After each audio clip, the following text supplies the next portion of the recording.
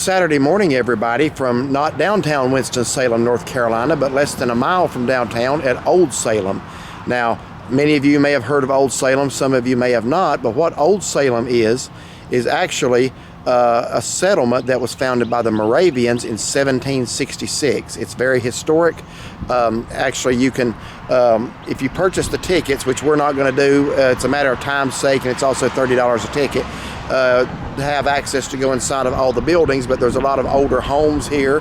I'm sure churches, and what else is here? There's a bakery. There's a bakery. We can go in the bakery. But also, if you tour Old Salem, you get to see some of the original people doing some of the original crafts and making things the way that they used to. The only problem is you're not allowed to record them doing it. So even if we had bought the ticket, we wouldn't have been able to do that anyway. So what we're going to do is a walkthrough. We don't know how much we're going to be able to see. That's the museum you see behind us. You said you think we can go in that. I think you can walk in, but I don't think you can tour the whole thing without a ticket. Okay. But we're going to see what we can see. Yeah, we're going to see what we can see and just kind of give you, this is just going to be a little overview of Old Salem. If you want to come back, purchase the tickets and see more, you certainly can do that. We're just not going to have time to do that today, maybe at some point. But anyway, go with us through Old Salem, founded in 1766, a Moravian community. So go with us. Now over there is what's called the Heritage Bridge, and that goes from the museum over, I guess, into Old Salem itself. Yes. Now, one thing Shaughnessy just asked me to mention is that a lot of local schools here in North Carolina take field trips here to teach the children about history. I was here in 4th grade, and that was the last time. Okay, well tell us everything you learned that day. I do not remember. Okay. The only thing I remember is some people in older costumes and the gun shop. That's all I remember. Well, I'd like to at least hear a gunshot today. So no, it wasn't a shot. Shop. Oh, shop. Yes, a gunsmith. Okay, I'm sorry. Not a shot. Anyway, I've been here I think twice. I came down years ago with my mom and stepdad, and also came back as a school field trip. So I haven't really done a lot in Old Salem. Don't really remember much about it, just a little bit. It's been a long time, but we're back.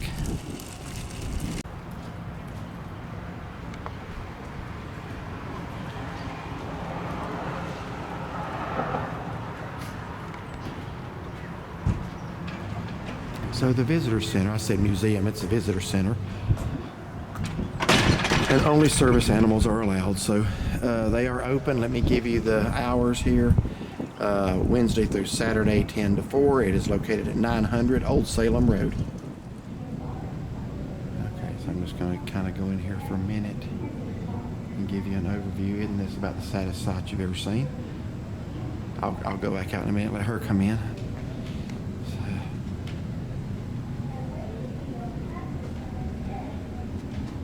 So this whole tract of land around here apparently used to be called Wachovia. I did not know that. I thought Wachovia was just a bank years ago. I had already mentioned to you the big building in downtown Winston used to be the Wachovia building, but apparently that name goes back a little bit before the bank does. So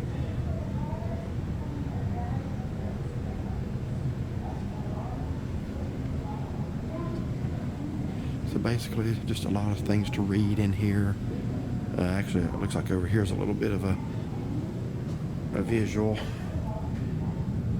But you can see the kind of reminds me in a way of an Amish settlement. But you know, look at the farms and the gardens in the background and the backyard there and the houses.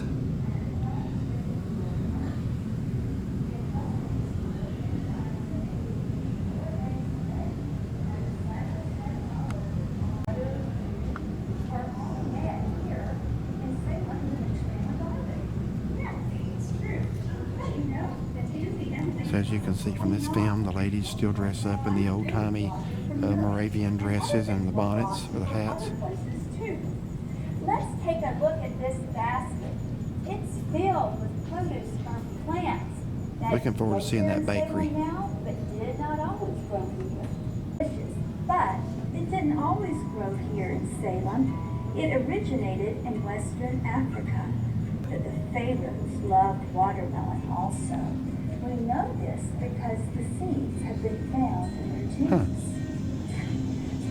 I love a good watermelon myself, especially on a hot summer day. Let's take a look at these. You may not know what these are. I'll give you a hint. Sometimes yams. they're mixed up with sweet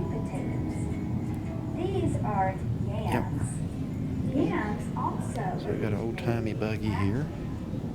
And believe it or not, the largest. Okay, so we're getting ready now to walk across. You said this is called the Heritage Bridge, and apparently that wasn't built, what, 1998. But on the bridge, or in Old Salem, I guess, no smoking, no skateboards. Well, that's just the bridge. Star in there. No bikes, no rollerblades. Out on bridge. What's a Moravian? Okay, I see a star. How do you know it's a Moravian star? I was just doing research before we came. Oh, really? I've seen those a lot of places at Christmas time. You see them. So here is the bridge.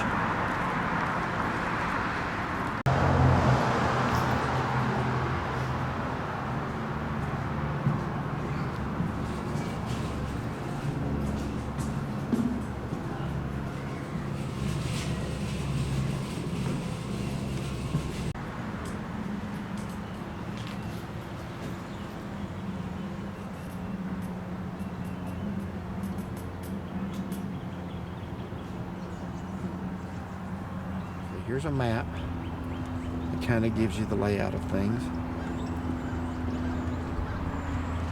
Let me try to get just a little closer to that. Still try to get it all in there.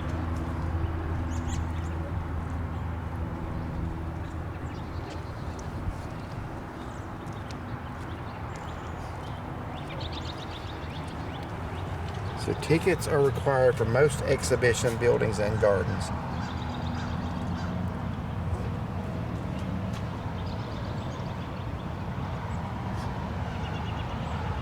Okay, so right here is the museum. That's what I was wrongly calling the visitor center a few minutes ago. This is one of those you have to have a ticket. You can actually go in there and pay your ticket, or pay and get your ticket, but I think in order to see the museum you have to have a ticket for that. Yes. So we are starting to see some of the old houses.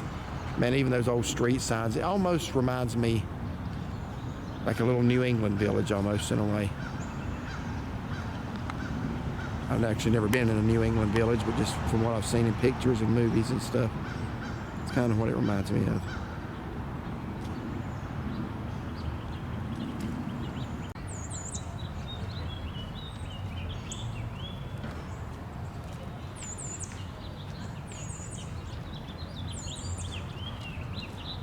So this is the Louis Eberhart house, and he lived here around 18. Well, surely he lived here more than a year. I guess maybe that's when he built it. It actually says it's a private residence.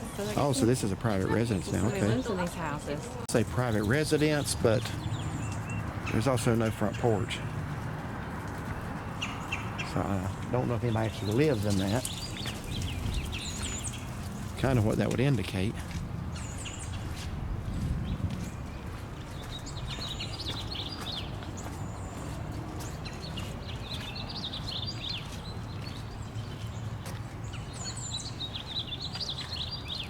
Nice fenced in backyard there. I like that.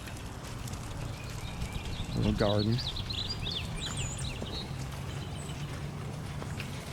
that's what I remember taking a picture of in school, that gun shop right there. I remember that. Is that? Oh yeah, okay. I see the rifle hanging on it now. I think that's a place, if you have a ticket, you can go inside, because it will say on the door, ticket required. Yep, please show ticket. Open.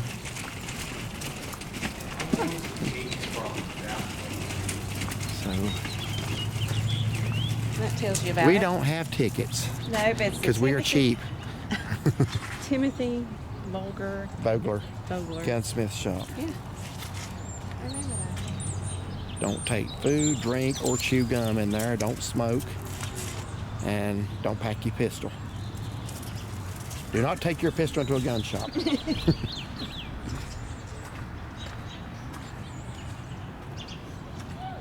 So yeah, I guess somebody does live there. They got an ADT home protection system. Oh, wow. And I'm pretty sure the early Moravians did not have that. So Look at this old brick street here. yeah, look at that. What does this kind of remind you of? St. Augustine. St. George Street in Yep. St. Augustine. Yep. So here's the apothecary, CDK Apothecary, 1831. people doing that place. I don't see it. There's even for tickets. It don't even look like it's open. No, it don't. Got candles burning in the window. So, what is...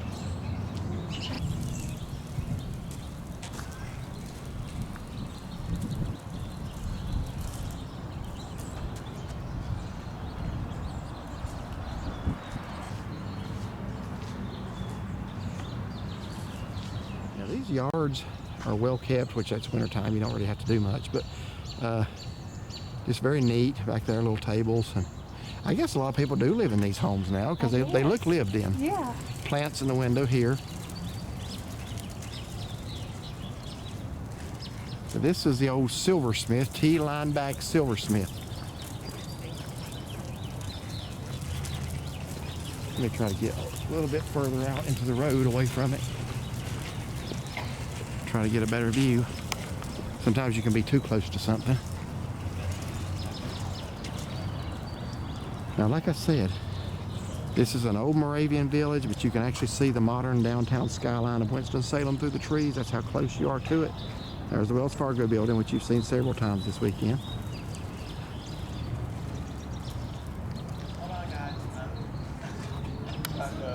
So here at the corner of Main and Blum Street is the Zevs Bed and Breakfast. So if you're looking to stay here in Old Salem, We have a historic place. yeah, and feel like you're kind of back in history a little bit. This is not a tour building, it is privately owned bed and breakfast. Let me zoom up on that. Here gives you the website to view if you want to book it.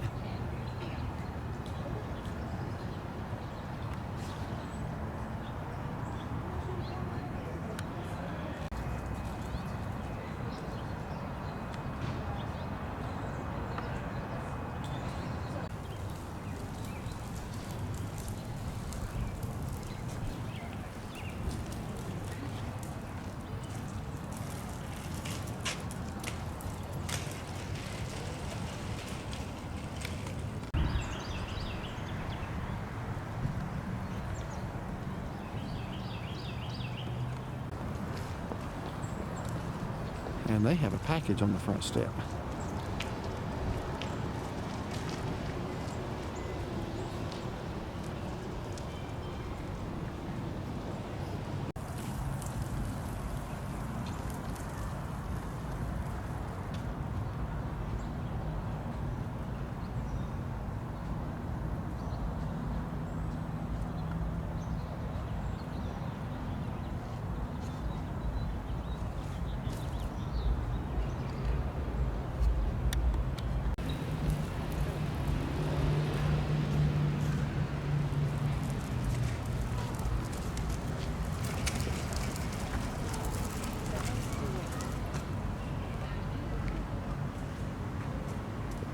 Do you want me to demonstrate? Yes, do that. Demonstrate and explain. This is how they got their water. Yeah. They pumped it. Well, You ain't never had to do that, have you? Well, just at the campgrounds. I've seen other videos where it worked. Water's supposed to come out here. Well, evidently this ain't going to be one of those videos where it worked. Okay. I'll try. So we know that Shaughnessy could not pump water if she lived back then. We'd be thirsty. Yes, we'd be thirsty and dirty. Yeah. So, No clean clothes, no bath.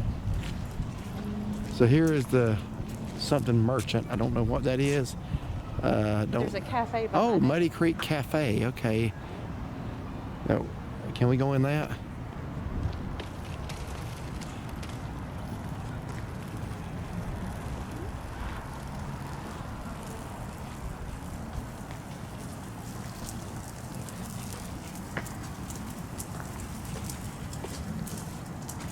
Muddy Creek Cafe. I bet you we could go in there if we wanted to eat. Oh yeah, you could. Yeah, Okay. the restaurants you could definitely go in. So you actually know what all they sell in there? Do they have like burgers and fries, or is it I don't just remember sandwiches? I remember I watched one video and they got like chicken salad sandwich. Okay. That's all I know. It looked kind of small, but I'm sure they got something to. And they got a little patio seating Oh, yeah. area out here. Okay.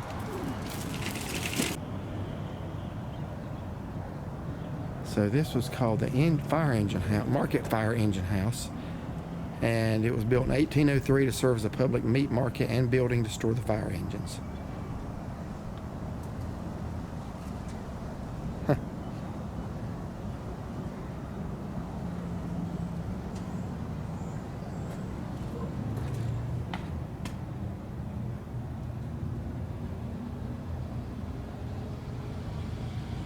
In the distance I see 5 or 6 gardens, I guess. Trying to zoom up a little bit on those. Is that gorge in that far one there? I can't tell, they look awfully big.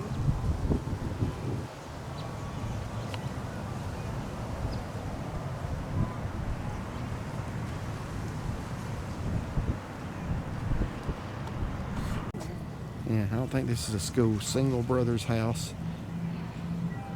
It's a pottery shop and weaver shop. And we hear some kind of ice cream truck music playing. So over here is Salem College.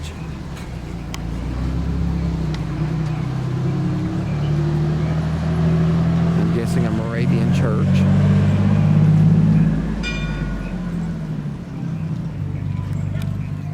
Apparently there is a Salem Boys School. That's where the music's coming from. Yeah. Now this would be a good subscriber giveaway question whenever we do another one of those. What is the significance of this empty lot right here? We're going to show you.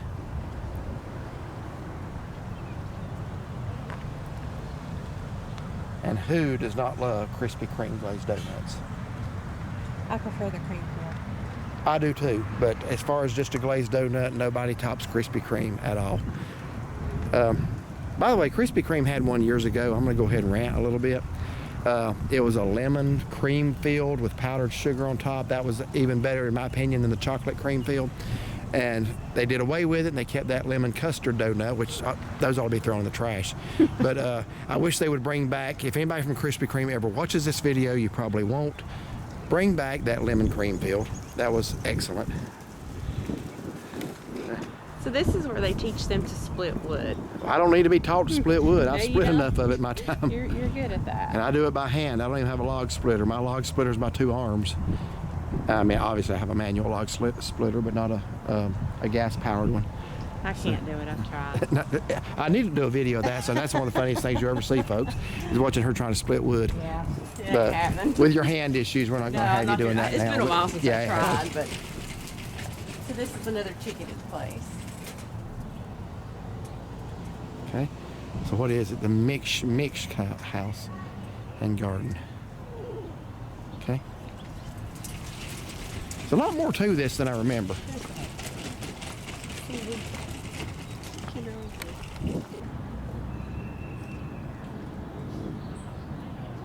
So we're making our way closer back to downtown Winston-Salem. I still haven't seen the bakery, so... Is that not it right over there?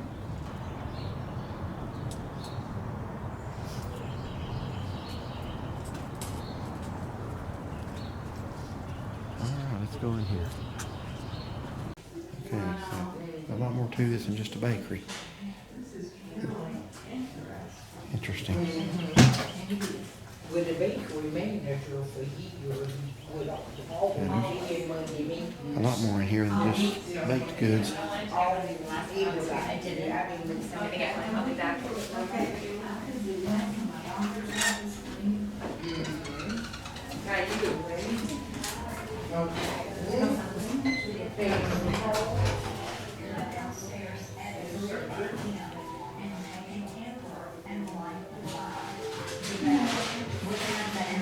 Oven full of wood. He would burn the wood all the way down to ashes. It would take around 3 hours, and the baker would then bake the bread from the radiant heat from the bricks.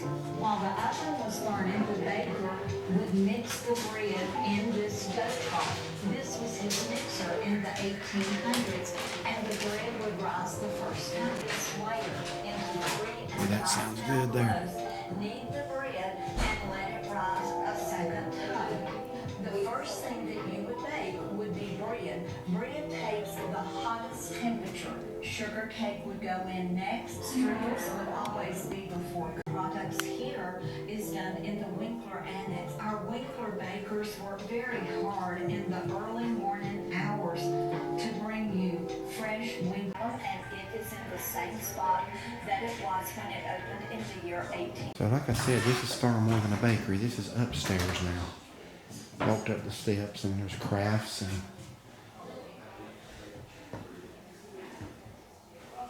pillows.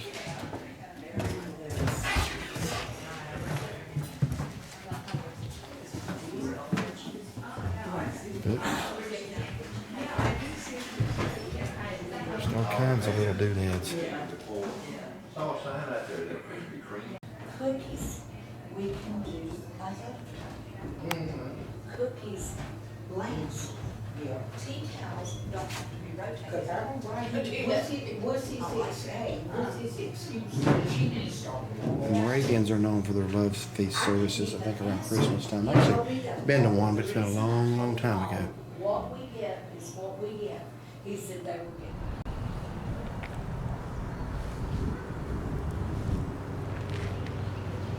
So I don't know what this big monstrosity of a building is behind us here.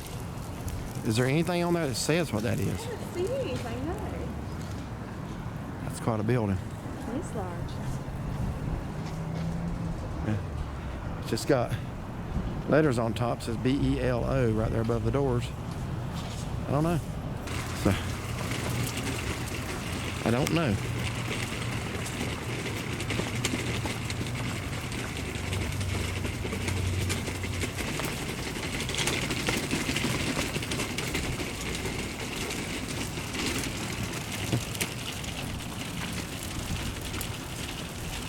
Get this place right here. Now I'll tell you a little town hadn't been through in a while. Madison, Georgia. That reminds me of some of the homes you see right there, like the old southern. Colonial, was that Yeah. colonial? Yeah, things like that. You can ride through there and you can see a lot of beautiful old homes like that. Yeah, it's just private residence. They did a great job. Yeah, it sure did. Look at that. Here in the old teapot all morning long. I've been kind of Teapot. coffee pot. I've been waiting to see this because Shauncey's been pretty excited about it, and Well, it's maybe the excitement will hit me in a minute. Let me see what the plaque says here. It's called the Mickey Coffee Pot. good. Yeah, coffee. I'm sorry. Built in 1858 by the brothers Samuel and Julius Mickey, Moravian descendants of the founders of Salem. Used to stand in front of their tin shop. Huh. So now we're going to end the walking tour at the Salem Moravian graveyard. And the first interment was June 7th, 1771. John Burkhead. We're going to have to, if he has a headstone, we're going to have to try to find that. This place, from what I've seen from Google Earth, is massive. Okay, so we're going to head up to the cemetery now. Now, folks, I thought we were going to walk through the cemetery. Wait till I show you how massive this thing is. This is a lot bigger than I thought it was going to be, and we are not going to walk all over it. So it's got all these blocks, and then they have regular headstones. Now, and that's stuff. just one section. There are several more. So I am not going to walk all the way around here looking for that first grave site.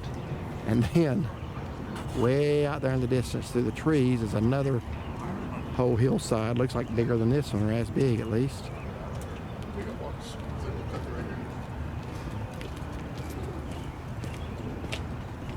Yeah. And Chauncey just dropped her phone. Sorry. Did you break it this time? No, thankfully not. And then there's another section over there in the distance with more traditional looking headstones and markers.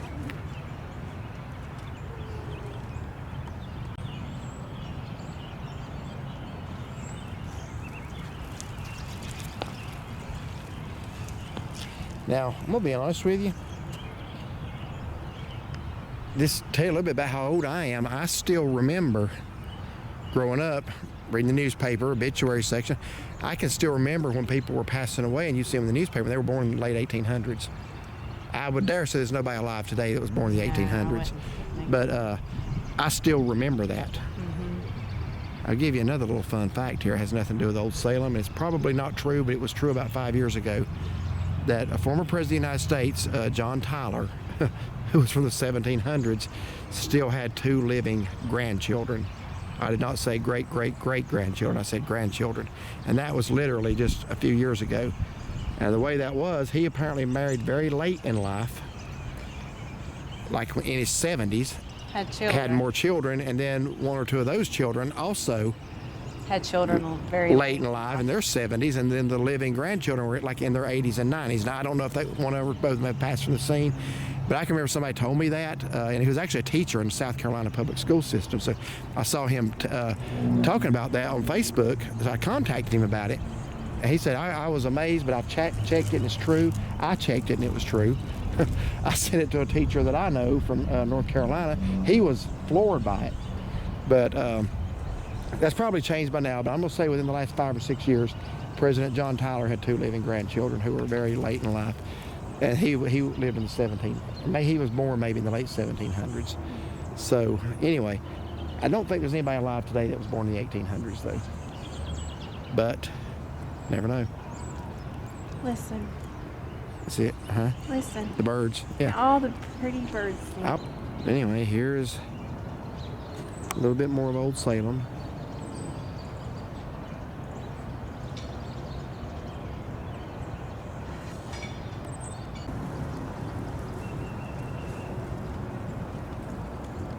Well, I did say the cemetery would end the tour, but I got to put this house on there. It's so pretty. Yeah, it is.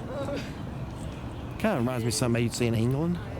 I don't know, maybe. I've never been to England. I'm just saying how I have things imagined. The porch looks To so look. majestic. Yeah. Look at those doors.